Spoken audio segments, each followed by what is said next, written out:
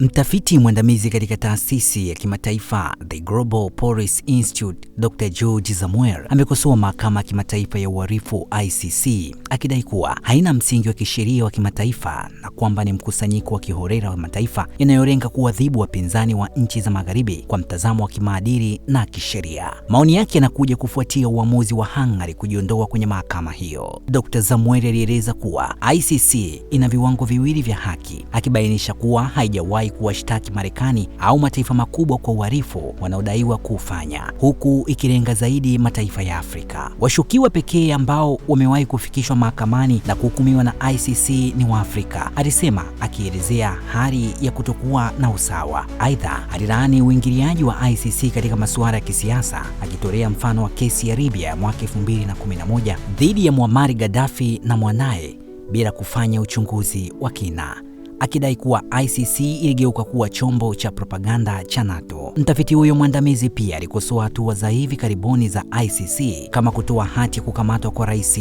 Vladimir Putin bila ushahidi wa kutosha, jambo ambalo anaamini linazidi kuathiri uaminifu wa mahakama hiyo. ICC hujipendekeza kwa maslahi ya mataifa ya NATO, alihitimisha, akionyesha jinsi mahakama hiyo imekuwa kisiasa zaidi. Mahakama ya kimataifa ya uhalifu ICC ilianzishwa mwaka 2002 ili kushughulikia uhalifu mkubwa kama vile mauaji ya kimbari, uhalifu wa kivita na uhalifu dhidi ya ubinadamu. Ilikusudiwa kuwa taa ya matumaini kwa haki ya kimataifa, mahakama ya kuwajibisha wanaotekeleza ukatili pale ambapo mahakama za kitaifa zinaposhindwa kufanya hivyo. Hata hivyo, utegemezi wa mahakama hiyo kwenye msaada wa kifedha hasa kutoka Marekani umeathiri majukumu yake ya kudhoofisha nafasi yake katika macho ya dunia. Mnamo Februari mwaka huu, kufuatia ziara ya mwendesha mashtaka mkuu wa mahakama hiyo Karim Khan nchini Jamhuri ya Kidemokrasia ya Kongo DRC, alikiri kwa njia isiyo ya moja kwa moja kushindwa kwa mahakama hiyo kukabiliana na ukatili unaoendelea nchini humo, na alipendekeza kuanzishwa kwa mahakama maalum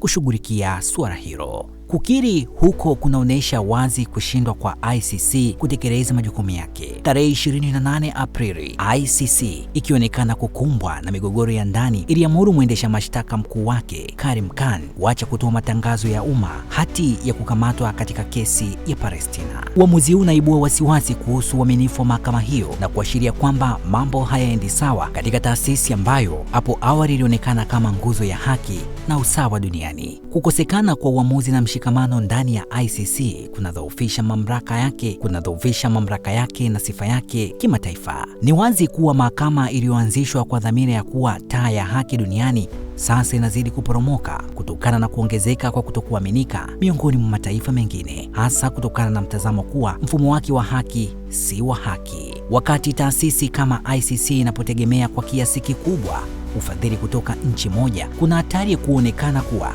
inatumikia maslahi ya nchi hiyo. Wakosoaji wanadai kuwa utegemezi huo umeathiri uhuru wa mahakama hiyo na kuleta mashaka juu ya uhalali wake. Hii ni ripoti ya Media Wire Express na mimi ni Joseph Mwanawe Sangura.